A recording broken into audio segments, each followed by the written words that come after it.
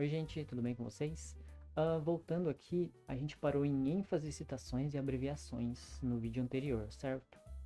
O que ocorre? Agora a gente ainda vai continuar fazendo algumas alterações textuais, só que nessa aula a gente vai aprender alterações textuais e inserir um autor. Ou seja, existem alguns outros elementos que não são muito utilizados, na verdade é meio raro serem utilizados, que vai permitir que a gente faça algumas alterações em textos ou frases, ou até mesmo em palavras, certo? E a questão do autor, que você pode inserir, por exemplo, o nome de um autor da página, né? Ou de um artigo, ou até mesmo de uma entidade. Um endereço, um número de telefone ou celular e até mesmo um e-mail, certo? Então vamos começar aqui. Vamos criar o nosso arquivo, primeiramente, certo? Tu pode clicar aqui ou aqui mesmo. Ops. Tu pode apertar aqui nesse menuzinho, New File, ou aqui com o botão direito, certo? New File. Vou criar aqui o 03 e vou colocar o título de alterações textuais. Alteração, na verdade, textual, traço, autor também. Ponto .html. Beleza, criamos o nosso arquivo para a aula de hoje. Vamos dar verificar aqui o git status. Status. Tem uma modificação ali que eu tinha feito. A modificação que eu fiz aqui em cima, na verdade, foi essa aqui. No vídeo anterior eu deixei como English, de inglês, né? Tava assim, tava em. Então eu modifiquei aqui agora há pouco para PTBR. Mas só isso, por isso está aparecendo ali, tá? Vamos já inserir aqui no nosso bloco de texto, colocar um doc e aperta Tab para ele gerar o nosso código padrão, tá? Aqui pt-br. O título a gente vai colocar alterações textuais e autor, ou autores, né? Vou deixar como autor, tá? Porque eu vou utilizar somente um. Tá, vamos ali voltar no nosso Git, aqui no nosso terminalzinho, e vamos digitar o seguinte: git add ponto. É ponto, né? Ele vai adicionar um todo, né? Vamos agora fazer um commit. Git commit -m. Vou colocar aqui alterações textuais e autor. Ok, enter. Agora vamos fazer o nosso push, realizar o nosso push, git push. Só git push ele já é o suficiente. Certo, vamos para o GitHub. Tá, vamos lá para o GitHub, ok, HTML, CSS, formatação texto, alteração textual e autor. Tá aqui o nosso código, tá? Voltar no nosso VS Code. Vamos continuar aqui.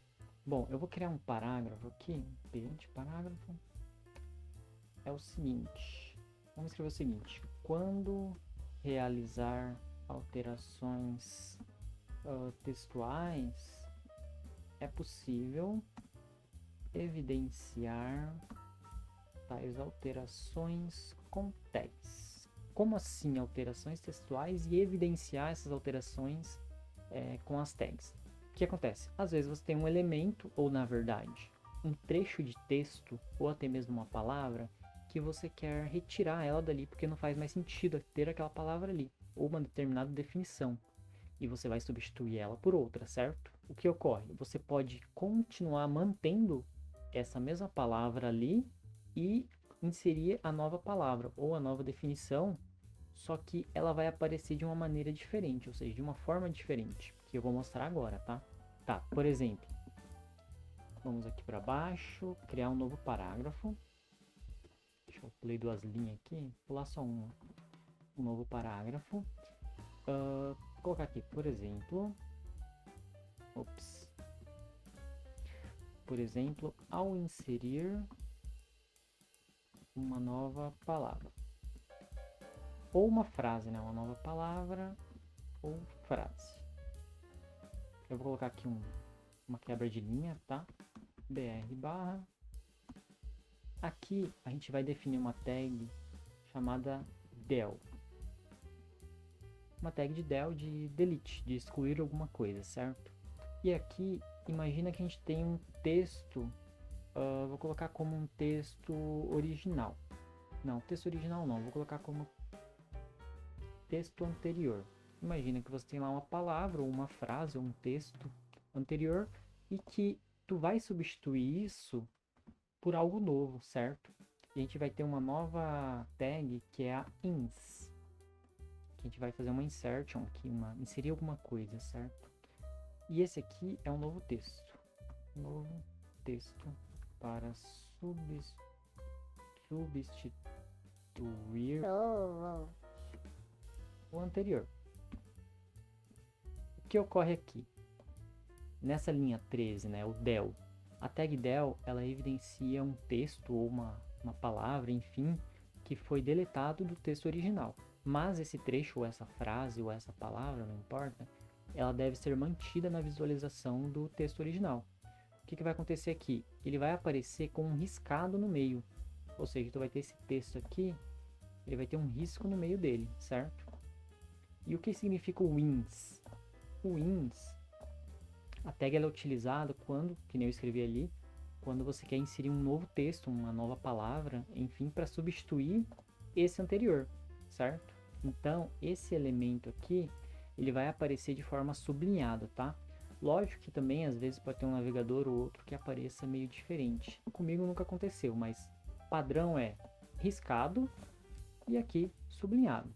Mas assim, esse sublinhado não é aquele mesmo que a gente utiliza com a formatação de texto, tá? Aqui você está definindo algo novo, você está inserindo alguma coisa, certo? Ou seja, que substitui o anterior, na verdade. Vamos ver como que ficou? Deixa eu abrir ele aqui, cadê? Aqui, alterações textual. Ah, faltou uma quebra de linha ali, deixa eu arrumar aqui bem rapidinho. Tem quebra de linha, br, ok. Assim já vai funcionar. Aqui a gente tem o texto anterior e aqui a gente tem o texto atual, certo? Então ele está aparecendo aqui riscado e aqui sublinhado. Vamos voltar no VS Code. Então assim, dificilmente você vai acabar utilizando isso.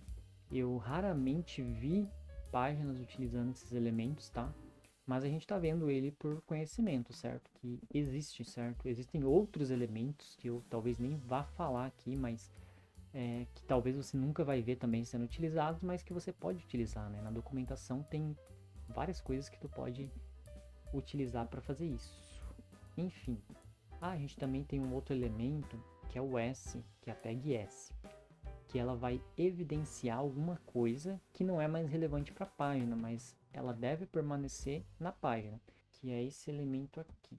Vamos criar um novo parágrafo aqui só para a gente definir ele. Parágrafo também é possível evidenciar o que não é mais relevante, mas deve permanecer na página. Ops, ponto. Tá, vou colocar aqui um br barra, uma quebra de linha, certo? Tá, vamos pular uma linha. Essa tag, que ela vai evidenciar alguma coisa que não é mais relevante, ela é muito semelhante ao que a gente utilizou anteriormente ali, certo? No del e no ins. Só que essa tag S, eu vou colocar ela aqui, S, ela é propriamente para isso, para você destacar alguma coisa que não é mais relevante, mas que vai permanecer ali. Não é uma substituição que nem a gente fez ali atrás, certo? Por que é semelhante? Porque o conteúdo dessa tag vai aparecer riscado também, tá? Vamos colocar aqui, esse conteúdo não é mais relevante, mas deve ficar visível. Ok, vamos atualizar a nossa página. Olha só como que ele fica. Também é possível, que a gente escreveu ali. Esse conteúdo não é mais relevante, mas deve ficar visível. Olha só, ele ficou semelhante ao conteúdo do del que a gente fez anteriormente, certo? Só que não é a mesma coisa, tá? Então tem significados diferentes. Esse aqui ele precisa ficar aqui, ele precisa ser exibido, e aqui nesse caso é um elemento, ou seja, é um conteúdo que a gente não interessa de certa forma pra gente que ele foi deletado, certo? E substituído por esse novo. Cada tag tem as suas características, certo? Algumas coisas são iguais na aparência, mas por trás funciona de outra forma. Vamos voltar no VS Code. Tá, vamos fazer agora a parte do autor. O autor você pode definir, por exemplo, o autor da página web. Por exemplo, o meu nome ou o nome de uma entidade, certo? Também uma empresa. Você também pode definir o telefone, o endereço, enfim, o que você acha importante que tenha para contato, certo? Como e-mail, nome, enfim. Tá, vamos pular uma linha aqui, vamos criar um novo parágrafo, certo?